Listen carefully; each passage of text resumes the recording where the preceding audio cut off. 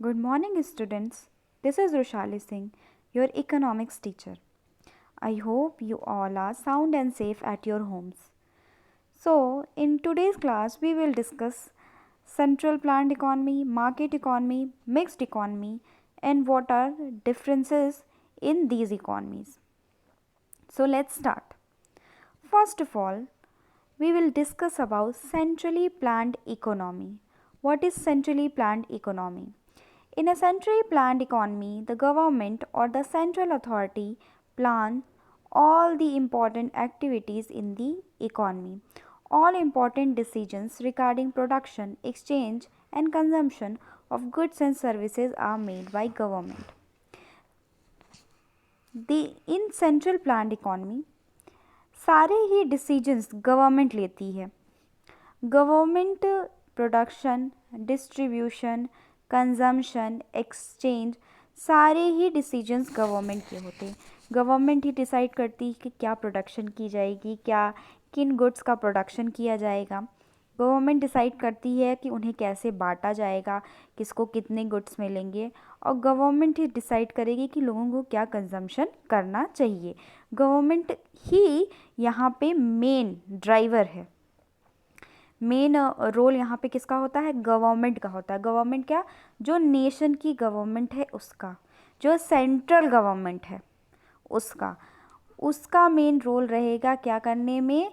इन सारी प्रोडक्शन की एक्टिविटी हो गई, कंजम्पशन की एक्टिविटी हो गई, हमारी डिस्ट्रीब्यूशन की एक्टिविटी हो गई, एक्सचेंज की एक्टिविटी होगी. इन सारी एक्टिविटीज़ को कैसे क्या करना है, कितना चीज़ों गुड्स का प्रोडक्शन करना है, किसके लिए करना है, और किसको कितने गुड्स एंड सर्विसेज किस हिसाब से बांटने हैं, इन सब का डिसीजन गवर्नमेंट लेती है. गवर्नमेंट और सेंट्रली प्लान्ड जो हमारी इकोनॉमी है, इसमें क्या मेन मोटो क्या होता है? Welfare of the society. लोगों का वेलफेयर जो होता है वो एक सुप्रीम मोटो होता है. गवर्नमेंट की प्रायोरिटी होती है क्या? कि लोगों का जो है वेलफेयर हो. सेंट्रल प्लान इकोनॉमी का सीधे सीधे ये मतलब होता है. The central authority may try to achieve a particular allocation of resources and a consequent distribution of final combination of goods and services which is thought to be desirable for society as a whole. एक society के लिए कितनी resources का allocation, किन combination के goods and services की ज़रूरत है, ये गवर्नमेंट डिसाइड करेगी. क्यों? क्योंकि गवर्नमेंट इसमें क्या है? गवर्नमेंट का मेन रोल है. For example, if it is found that a good or service which is very important for the prosperity and well-being of a economy as a whole, that is for example education and health service, is not produced in adequate amount by individual on their own, the government might try to induce the individual to produce adequate amount of such goods and services, or alternatively government may itself decide to produce the good or service in the question. Government क्या करती है? अगर government को लगता है कोई goods and services जो हैं वो सोसाइटी के लिए, वो लोगों के लिए ज़रूरी हैं, तो वो जो भी प्रोड्यूसर्स रहेंगे उनको क्या करेगी? उनसे कहेगी कि आप वही गुड्स एंड सर्विसेज को प्रोड्यूस करिए जो लोगों के लिए बेनिफिशियल हैं. ठीक है, वही गुड्स एंड सर्विसेज को वो प्रोड्यूस करवाएगी, या फिर गवर्नमेंट उन गुड्स एंड सर्विसेज को खुद ही प्रोड्यूस करने लगेगी. तो यहाँ पे क्या आप देख रहे हैं? यहाँ पे आप देख रहे हैं कि गवर्नमेंट जो है वो लोगों को क्या कंजम्पशन करना है, क्या प्रोडक्शन करना है, कैसे डिस्ट्रीब्यूशन होगा, इन सब की जिम्मेदारी गवर्नमेंट की होती है. किसी और को ये डिसीजंस लेने का हक नहीं होता है. ओके.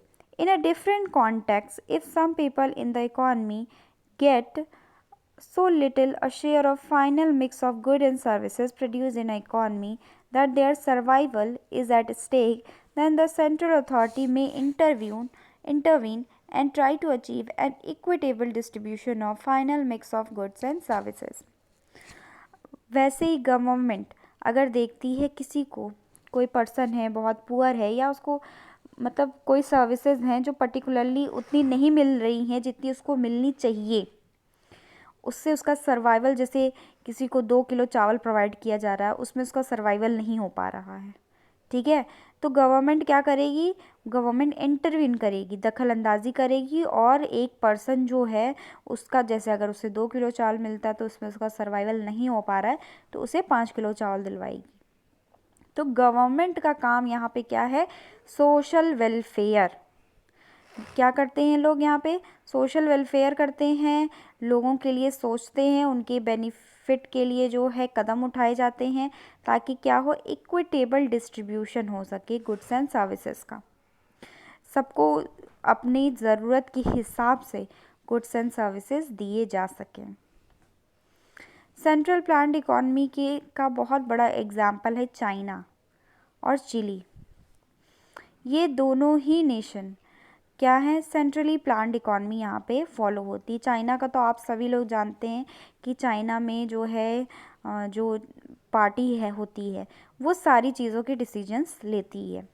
अब हमारा बहुत ज़्यादा जो है चाइना के साथ कॉन्फ्लिक्ट चल रहा है, तो ये सारी चीज़ें देखने को मिल रही कि वहाँ की गवर्नमेंट क्या करती है, हर चीज़ का डिसीजन लेती है कि आप जो है क्या खाएंगे, क्या पिएंगे, कैसे रहेंगे, हर चीज़ का डिसीजन वहाँ की गवर्नमेंट लेती है।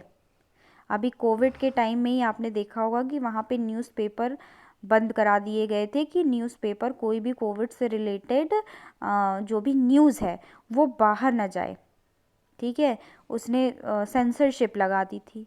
तो क्या वो as a government, as a central plan economy है, इसलिए उसने सेंसर लगा दिया था।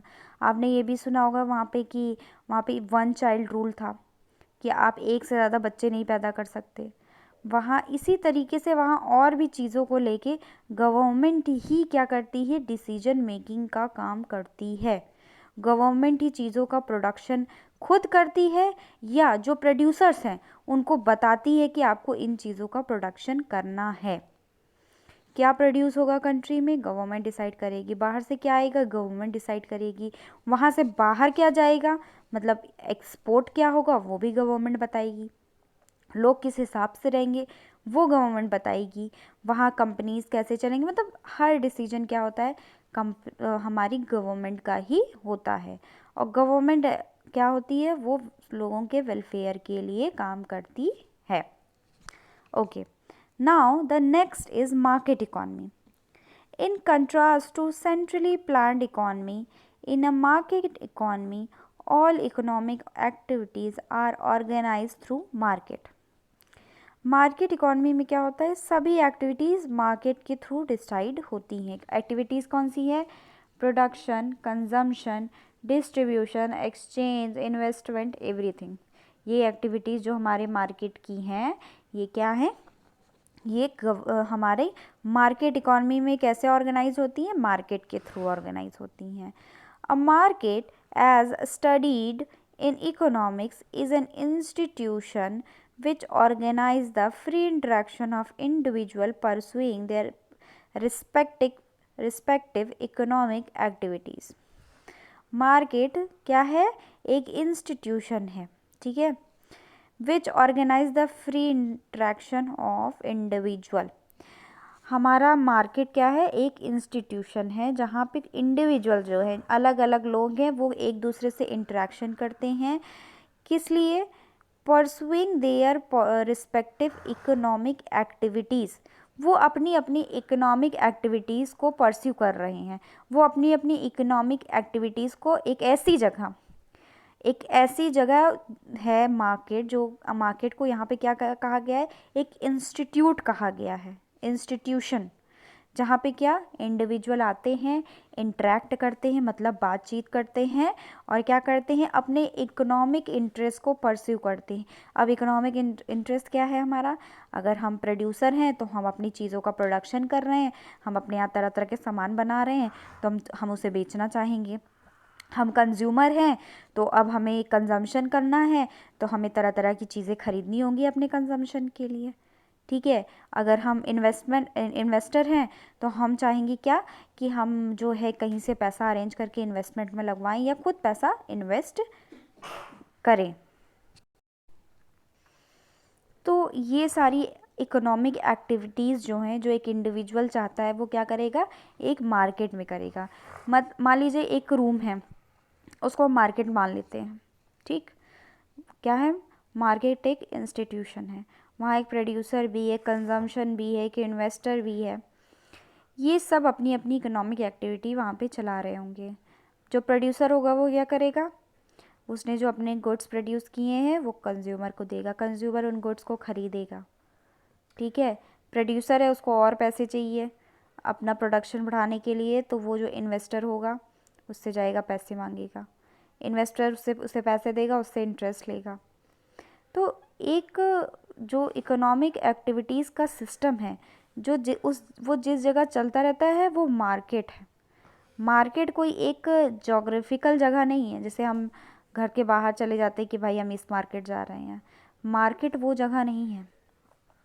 बाइंग सेलिंग क्या अब्रॉड से भी होती है, हम चीज़ों को इंपोर्ट करते हैं, एक्सपोर्ट करते हैं, तो क्या है ये, वो भी एक मार्केट है। ठीक है, बॉन्ड्स एंड शेयर को लोग परचेज करते हैं, सेल करते हैं, जो हमारा स्टॉक मार्केट होता है उसमें, वो भी एक मार्केट है। तो मार्केट कोई जियोग्राफिकल प्लेस नहीं है, कोई जगह नहीं है कि यही मार्केट है, यहीं पे खाली बाइंग एंड सेलिंग हो रही है, यहीं पे खाली इकोनॉमिक एक्टिविटीज़ हमारी हो रही हैं। हमारी इकोनॉमिक एक्टिविटीज़ जहाँ भी हो रही हैं, चाहे घर पे हमारे हो रही हैं, चाहे जो है हम घर से निकल के 2 किलोमीटर दूर जाते चाहे वहाँ हो रही हैं, चाहे अब्रॉड में हो रही हैं, चाहे एक बिल्डिंग में हो रही हैं, वो सब क्या है, मार्केट है। जहाँ भी इकोनॉमिक एक्टिविटीज़ परस्यू हो रही हैं, जहाँ पे दो इंडिविजुअल इंटरेक्शन कर रहे हैं, वो जगह क्या है, वो जगह है market. In other words, a market is a set of arrangements where economic agents can freely exchange their endowments or products with each other. वही बात कि मार्केट क्या है, एक सेट ऑफ अरेंजमेंट है, एक अरेंजमेंट हमने किया हुआ है कि जो भी इंडिविजुअल है वो आके अपने सामान को बेचेंगे, खरीदेंगे, अपनी इकोनॉमिक एक्टिविटी जो उनकी चल रही है उसको कैरी आउट करेंगे, वो अपने प्रोडक्ट्स को एक्सचेंज करेंगे। ठीक है, it is important to note that the term market as used in economics is quite different from the common sense understanding of a market. In particular, it has nothing as such to do with the marketplace as you might tend to think of. जो मैंने बताया कि कोई ऐसा नहीं कि एक geographical जगह है, नहीं है मार्केट, जहाँ पे भी इंटरेक्शंस हो रहे हैं इंडिविजुअल में, इकोनॉमिक एक्टिविटी हो रही है वहाँ पे, that is market for buying and selling commodities. Individuals may or may not meet each other in an actual physical location. क्या जो बायर एंड सेलर हो सकता है सामने सामने ना मिल रहे हों, लेकिन उनकी एक्टिविटी चल रही है बाइंग एंड सेलिंग की। जैसे हम कुछ इंपोर्ट करते हैं तो हम जिससे ख़रीद रहे हैं हम वो उसके सामने थोड़ी ना हम प्रेजेंट है, वो तो अब्रॉड में है, लेकिन हम चीज़ें मंगा रहे हैं, हम इकोनॉमिक एक्टिविटी हमारी टेक प्लेस कर रही है। Interaction between buyer and seller can take place in a variety of situations, such as village chalk or super bazaar in a city, or alternatively, buyer and seller can interact with each other through telephone or internet and conduct the exchange of commodities. Okay. The arrangement which allow people to buy and sell commodity freely are defining feature of a market. ऐसी arrangement जिसमें लोगों को चीज़ें खरीदने या बेचने का मतलब फ्री है, वो चीज़ें खरीदने या बेचने के लिए, that is market. For the smooth functioning of any system it is imperative that there is coordination in activities of different constituent part of system, otherwise there can be chaos. You may wonder as to what are the forces which bring the coordination between activities of billions of isolated individual in market system. क्या कि एक arrangement, एक smooth functioning होनी चाहिए, coordination होना चाहिए, लोगों के बीच सामंजस्य होना चाहिए। हम जो ख़रीदना चाह रहे हैं जिस प्राइस पे, आप उस प्राइस पे जो है बेचने के लिए तैयार हो, ये सारे अरेंजमेंट्स जो है वो बने रहें। ठीक है, तो ये हमारा मार्केट क्या है, वो चल सकता है। You may wonder as to what are the forces which bring the coordination between the activities of million of isolated individual. आप सोचते होंगे कि isolated individual मतलब जो अकेले अकेले individuals हैं, लोग हैं, वो एक साथ आके कैसे बाइंग एंड सेलिंग कर ले लेते हैं। तो ऑब्वियसली ज़रूरत की वजह से। हम कोई सामान बना रहे हैं क्योंकि आपको उस सामान की ज़रूरत है। आप हमसे वो सामान खरीद रहे हैं क्योंकि आपको उस सामान की ज़रूरत है। तो यहाँ क्या हो रहा है, यहाँ एक डिमांड एंड सप्लाई चल रही है। आप जो है हमसे डिमांड कर रहे हैं, मान लीजिए एक टूथब्रश की आपको डिमांड है। हमने मार्केट में पता किया कि लोगों को टूथब्रश की डिमांड है, लोगों को टूथब्रश की ज़रूरत है। तो अब हम अपनी कंपनी में टूथब्रश का प्रोडक्शन करने लगेंगे।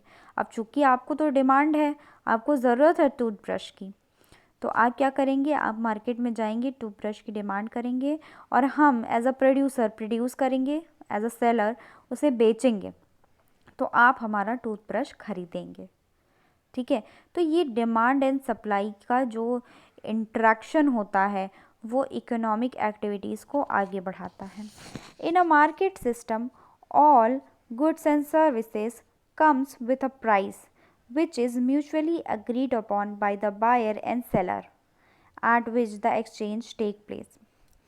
क्या होता है, जब भी हम गुड्स एंड सर्विसेज को एक्सचेंज करते हैं, सेल या परचेज करते हैं, तो एक प्राइस डिसाइड होता है। ठीक है, उस प्राइस पे क्या दोनों ही म्यूचुअली अग्रीड अपॉन हो, मतलब दोनों को ही वो प्राइस एक्सेप्टेबल हो।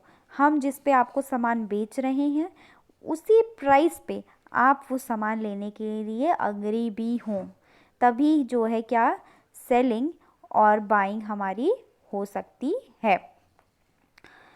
The price reflects on an average the society's valuation of goods or services in question। अब प्राइस कैसे डिसाइड होता है कि आपको उस चीज़ की डिमांड, एक सोसाइटी किसी चीज़ की डिमांड है वहाँ पे, तो ज़रूरी नहीं है कि वो एक छोटी सी चीज़ है तो उसका एक प्राइस एक एक्सटेंड तक ही बढ़ सकता है। वो क्या उस कमोडिटी की जो वैल्यू रहेगी उस हिसाब से उसका वैल्यूएशन होगा, उसकी प्राइस बनेगी, फिर उसकी डिमांड एंड सप्लाई होगी। If the buyer demand more of a certain good the price of that good will rise, thus signals to the producer of that good that the society as a whole want more of that good that is currently being produced and the producer of the good। जब भी किसी भी good की demand बढ़ेगी तो उसकी price बढ़ जाएगी। ऐसा क्यों होता है?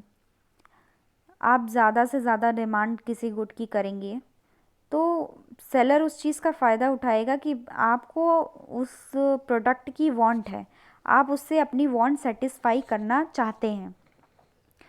तो जो प्रोड्यूसर होगा, सेलर होगा, वो इस डिमांड का फ़ायदा उठा के क्या करेगा, उस प्रोडक्ट की प्राइस को बढ़ा देगा, उसका प्रोडक्शन बढ़ाएगा, क्योंकि उसको पता चल जाएगा कि हाँ इस प्रोडक्ट की डिमांड हमारे यहाँ मार्केट में बढ़ चुकी है।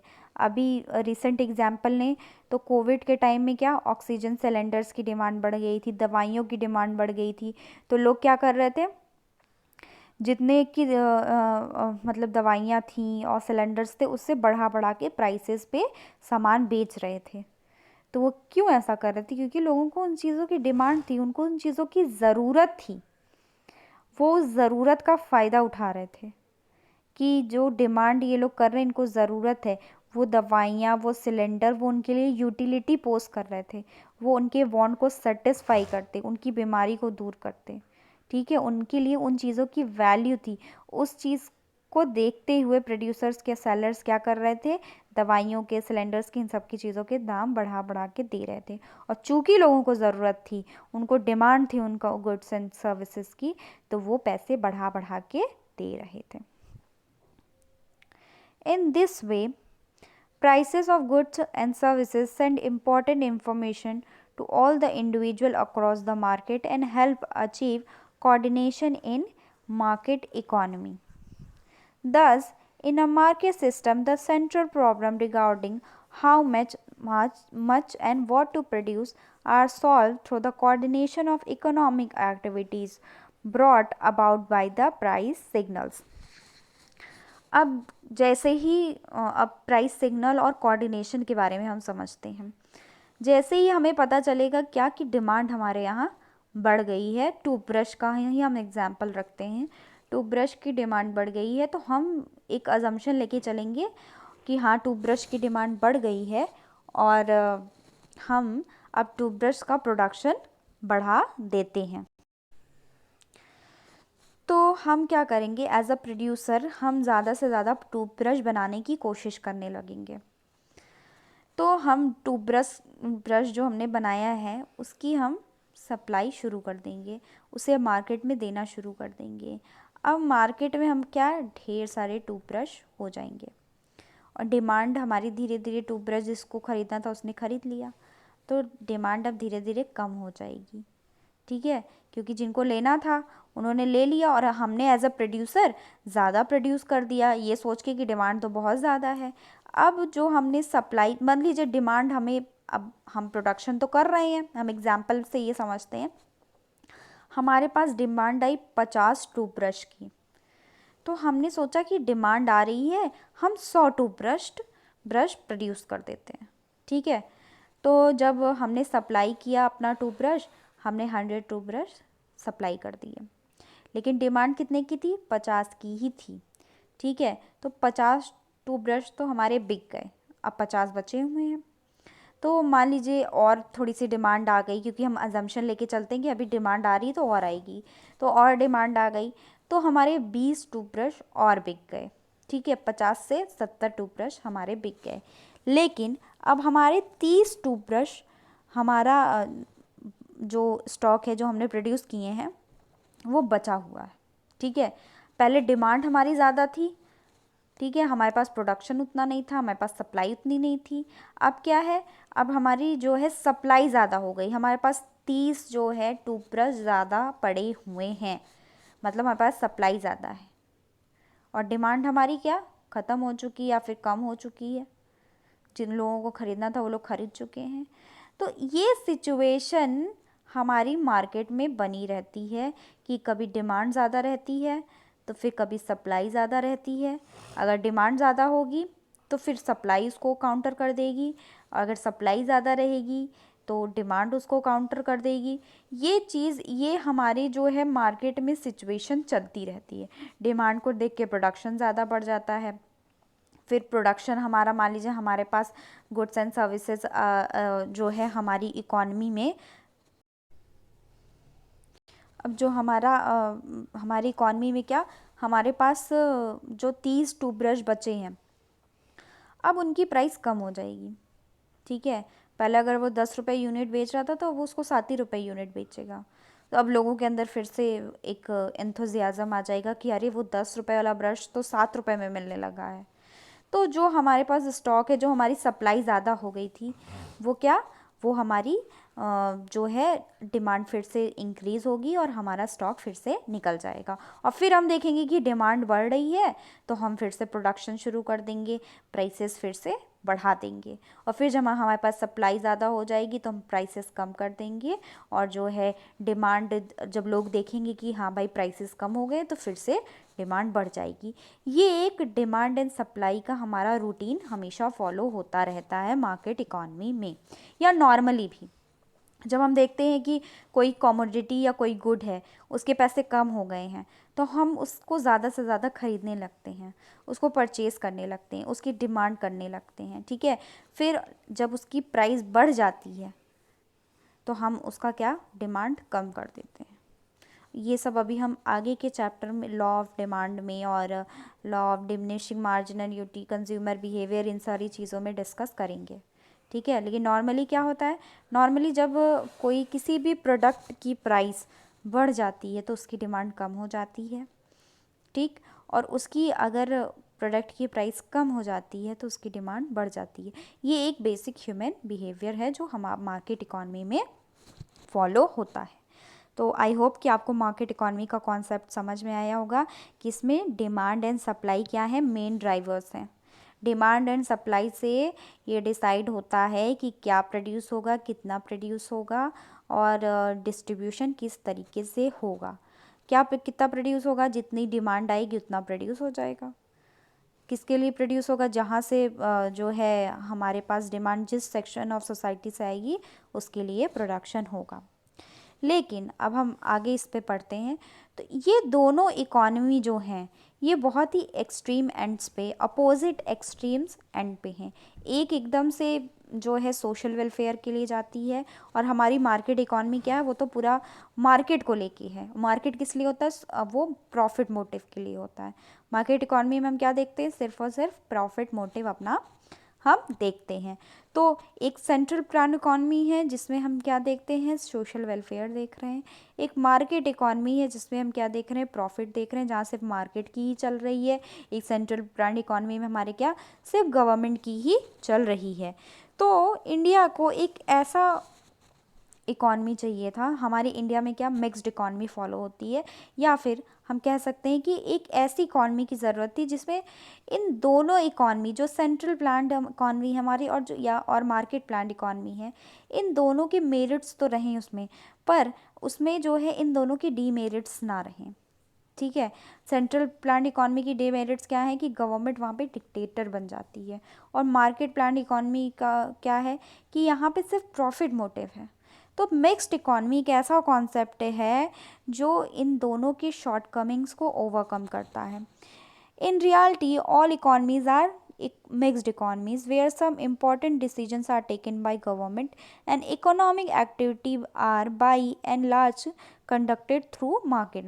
The only difference is in terms of the extent of role of the government in deciding the in deciding the course of economic activity. क्या हमारे मिक्स्ड इकॉनमी में क्या चीज़ें होती हैं, हम समझते हैं। मिक्स्ड इकॉनमी में सिंपली गवर्नमेंट और मार्केट साथ में काम करते हैं। गवर्नमेंट इंटरवेंशन करती है मार्केट में जब ज़रूरत होती है। ऐसे पूरे टाइम इंटरवेंशन गवर्नमेंट का नहीं रहता है, और मार्केट अपने डिमांड एंड सप्लाई के हिसाब से रन करता रहता है। वो टैक्स पे करता है, लाइसेंस प्रोवाइड किए जाते हैं। अब जैसे हमारे यहाँ आप फ़ोन के जो नेटवर्क प्रोवाइडर्स हैं उनको देखेंगे तो उसमें गवर्नमेंट भी अपना एक रखती है, अपनी कंपनी रखती है, और प्राइवेट कंपनीज भी होती हैं। हमारा जैसे पेट्रोलियम है तो इसमें गवर्नमेंट की भी कंपनी रहती है, इसमें प्राइवेट कंपनी भी रहती है, जिससे सोशल वेलफेयर भी हो सके। जैसे BSNL का हम एग्जांपल लेते हैं तो BSNL में रेट्स बहुत पहले कम हुआ करते थे, तो सोशल वेलफेयर का भी काम हो सके जिसमें। और प्राइवेट इंस्टीट्यूट जो हैं वो क्या, वो अपना जो है अपना प्रॉफिट मोटिव भी लेके चल सकें। अब जैसे इलेक्ट्रिसिटी डिपार्टमेंट है तो कई जगह इलेक्ट्रिसिटी को प्राइवेटाइजेशन करने के लिए कई जगह हो भी चुका है, और कई जगह लोग करने के लिए पहल भी कर रहे हैं, और कई जगह गवर्नमेंट का ही इसमें रोल चल रहा है, किसमें, हमारे मतलब इलेक्ट्रिसिटी डिपार्टमेंट पे। तो गवर्नमेंट भी इन सारी एक्टिविटीज़ में इन्वॉल्व है, और प्राइवेट जो है इंस्टीट्यूशन वो भी इन्वॉल्व है। तो दोनों ही काम कर रहे हैं मिलजुल के। मिक्स्ड इकॉनमी में क्या कि गवर्नमेंट जो हमारी इकोनॉमी है वो स्मूथली रन करती रहे, इसके लिए गवर्नमेंट इंटरवेंशंस करती है। इसके लिए कभी डिमांड ना ज़्यादा हो जाए, मनी सप्लाई ना ज़्यादा हो जाए, जैसे कोई भी चीज़ें कंट्रोल, जैसे पेरेंट्स होते हैं आपको कंट्रोल करने के लिए कि आप सही दिशा में चलते रहें, इधर उधर भटके नहीं, इसके लिए गवर्नमेंट इसके लिए पेरेंट्स आपका गाइडेंस करते रहते हैं। उसी तरीके से हमारी जो गवर्नमेंट होती है, नेशन की जो गवर्नमेंट होती है, वो क्या करती है, वो मार्केट को स्मूथली रन करने देती है, उसमें इंटरवेंशन नहीं करती। लेकिन जहाँ भी वो देखती है कि थोड़ी प्रॉब्लम है या चीज़ें सही तरीके से नहीं चल रही हैं, वहाँ वो इंटरवेंशन करती है। इंटरवेंशन करने के लिए भी उसने, जैसे हमारा स्टॉक मार्केट है ये सब, इसको सुपरविजन के लिए उसने सेबी को बनाया है। और हमारे जो बैंक्स हैं, बैंक्स का एग्जांपल आप दे सकते हैं कि हमारे यहाँ गवर्नमेंट बैंक्स भी हैं, हमारे यहाँ क्या प्राइवेट बैंक्स भी हैं। ठीक है, तो क्या बोलते हैं कि उनका सुपरविजन करने के लिए RBI को बनाया है। ठीक। तो गवर्नमेंट इंटरवेंशन करके स्मूथ रनिंग को इंश्योर करती है। ये है हमारी मिक्स्ड इकॉनमी जो ज़्यादातर जगहों पे फॉलो होती है।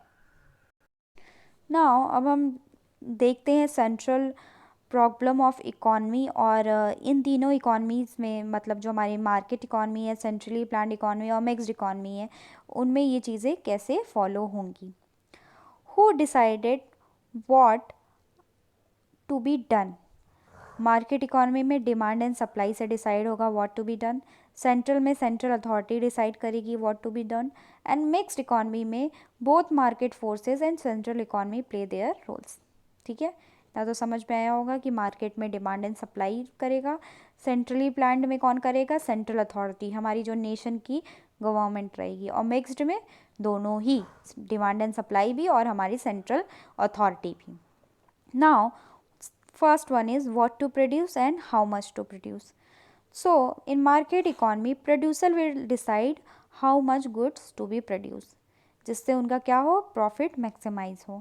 इन सेंट्रल प्लान्ड इकॉनमी जो है जो producer those goods will be produce which will maximise social welfare, जैसे एजुकेशन, हेल्थ फैसिलिटीज़, जो भी सैनिटाइजेशन होगा और हाउसिंग है, ये सारा मतलब आपका प्रोडक्शन उन सब चीज़ों से रिलेटेड होगा जो सोशल वेलफेयर को हमारे इंश्योर करेंगे। ओके, मिक्स्ड इकॉनमी में क्या, मिक्स्ड इकॉनमी में तीनों का हमारा सेम है। In certain areas producer are free to take their decision to maximise their profits, but in certain other cases decisions are taken entirely on the basis of social consideration, that is railways। जैसे कुछ जगहें हैं वहाँ तो producer are free, वो अपने profit के हिसाब से चीज़ों का प्रोडक्शन कर सकते हैं, डिस्ट्रीब्यूशन कर सकते हैं, लेकिन कई कई जगहों पे सिर्फ गवर्नमेंट ही डिसीजन ले सकती है। जैसे हमारा डिफेंस है, डिफेंस में सिर्फ गवर्नमेंट डिसीजन ले सकती है, रेलवे पर सिर्फ गवर्नमेंट डिसीजन ले सकती है, लेकिन और सारी बैंकिंग है, हाउसिंग है, हमारा एजुकेशन है, हेल्थ है, इसमें लोग अपने हिसाब से डिसीजंस ले सकते हैं कि वो कितना प्रॉफिट, क्या प्रोड्यूस करना चाहते हैं, प्रॉफिट कितना लेना चाहते हैं। गवर्नमेंट उसमें बहुत ही कम अपना इंटरवेंशन रखती है। Now how to produce. In market economy they will adopt that technique of production और those input which will minimise their cost of production. Market economy में ऐसी तकनीक अपनाई जाएगी जो क्या, कॉस्ट ऑफ प्रोडक्शन को कम करे, कॉस्ट ऑफ प्रोडक्शन जिसमें बहुत कम रहे। सेंट्रली प्लान्ड इकॉनमी में क्या होगा, that technology of production will be adopted which is socially most useful, like if there is mass employment labour intensive technique will be use. ऐसी technique को use करेंगे जो कि सोशल वेलफेयर करती हो, तो ऐसे चीज़ों को वो प्रमोट करेंगे जिसमें क्या हो, लेबर इंटेंसिव टेक्नोलॉजी यूज़ हो, ताकि हमारे यहाँ एम्प्लॉयमेंट बढ़े। और आपको पता है मिक्स्ड इकॉनमी का सेम है कि हर जगह, कई जगह जो है प्रोड्यूसर्स फ्री होंगे डिसीजन लेने के लिए, लेकिन कोई कोई सर्टेन एरियाज ऐसे होंगे जहाँ पे सिर्फ हमारी गवर्नमेंट डिसीजन लेगी। Now for whom to produce. Okay, in market economy they will produce for those who are willing to pay higher price for their products. ऐसी चीज़ों का प्रोडक्शन होगा जिसके लिए क्या, लोग ज़्यादा से ज़्यादा प्राइसेस देने के बारे में सोचेंगे या ज़्यादा से ज़्यादा प्राइसेस देने के इच्छुक होंगे मार्केट इकॉनमी में। But in central planned economy they will produce for those who are suffering from hunger और starvation even if it lead to losses. ऐसी चीज़ों का प्रोडक्शन करेंगे सेंट्रली प्लान्ड इकॉनमी में जहाँ क्या, जहाँ वो उन लोगों के लिए प्रोड्यूस करेंगे वो जो सफ़र कर रहे होंगे भूख से, हंगर या फिर स्टारवेशन से, भूखमरी होगी, लोगों की भूख को, होता नहीं है कि लोग भूखे हैं उनके लिए खाना प्रोड्यूस करेंगे। तो वो सिंपली मतलब इसका ये है कि सोशल वेलफेयर से रिलेटेड चीज़ों का ही वो जो लोगों की ज़रूरत है उस हिसाब से ही वो प्रोडक्शन करेंगे। किसके लिए प्रोड्यूस करेंगे, जो लोग हमारे जिनको ज़रूरत है, जिनको, जो बहुत ही निचले तबके के लोग हैं, जो पुअर क्लास पीपल हैं, उनके लिए प्रोडक्शन करेंगे। और मिक्स्ड इकॉनमी का है कि कहीं आप एकदम फ्री हो डिसीजंस लेने के लिए, और कोई कोई एरियाज गवर्नमेंट के लिए ही सिर्फ हैं, सिर्फ गवर्नमेंट ही वहाँ पे डिसीजंस लेगी। ओके, आई होप स्टूडेंट्स आपको mixed economy, central planned economy and market economy का कॉन्सेप्ट क्लियर हुआ होगा। Thank you.